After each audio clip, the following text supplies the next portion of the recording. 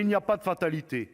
Nous pouvons reprendre le contrôle de notre économie en relocalisant, en conditionnant toutes les aides publiques à la sauvegarde de l'emploi et de l'industrie.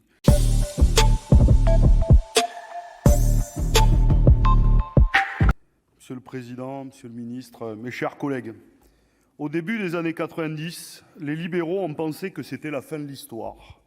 Le capitalisme était triomphant, tout devait être géré par le marché libre et non faussé. La libéralisation des secteurs de l'énergie, des transports, des communications allait faire baisser les prix et permettre d'innover.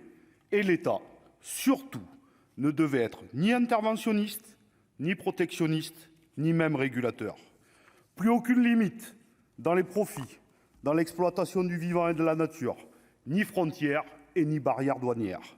La grande compétition internationale allait faire des gagnants et quelques perdants, mais le tout était de se spécialiser dans les produits finis et à haute valeur ajoutée, fidèles aux préceptes de Ricardo.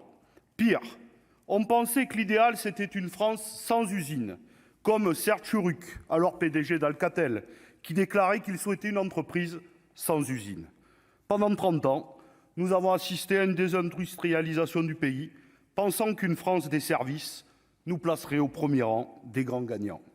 Mais la crise sanitaire et la crise énergétique nous ont ramené à une triste réalité. Nous avons manqué de tout.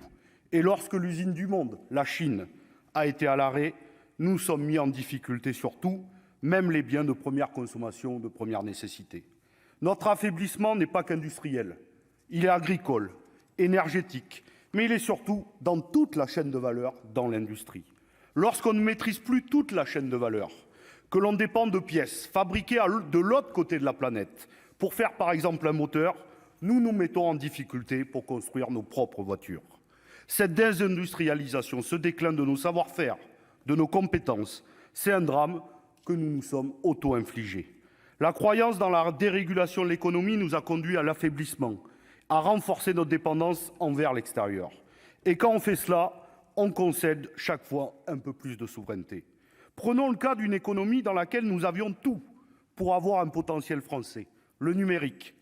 Après la privatisation de France Télécom, la France a vendu Alcatel-Lucent à Nokia, achevant ainsi de démanteler le patrimoine industriel nécessaire à cette innovation technologique.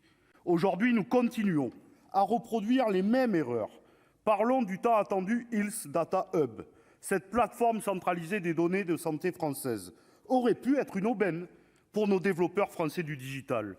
A-t-on choisi l'un d'entre eux pour développer le projet, comme OVH par exemple? Non, c'est à Microsoft qu'il a été attribué, sans même passer par un appel d'offres.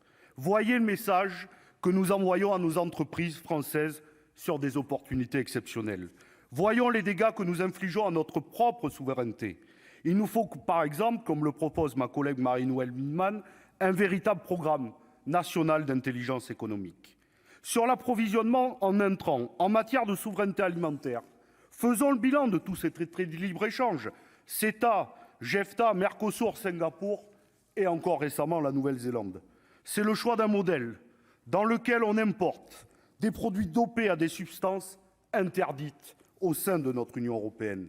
C'est le choix de dire à nos filières agricoles, françaises et européennes, que tous les efforts qu'on leur demande ne paieront pas devant les consommateurs, puisqu'ils achèteront du moins cher, du moins bon et du venu ailleurs.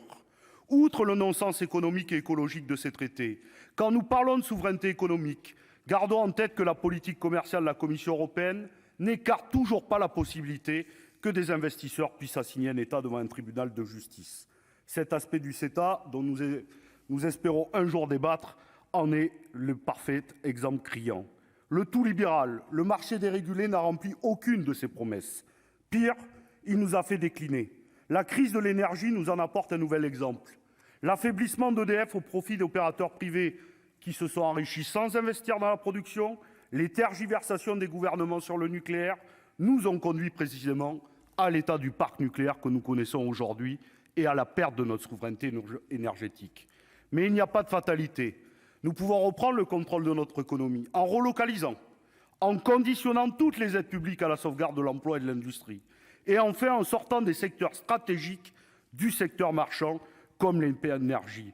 Et enfin, sur des grands domaines, énergie, numérique, spatial, télécom, santé et produits pharmaceutiques.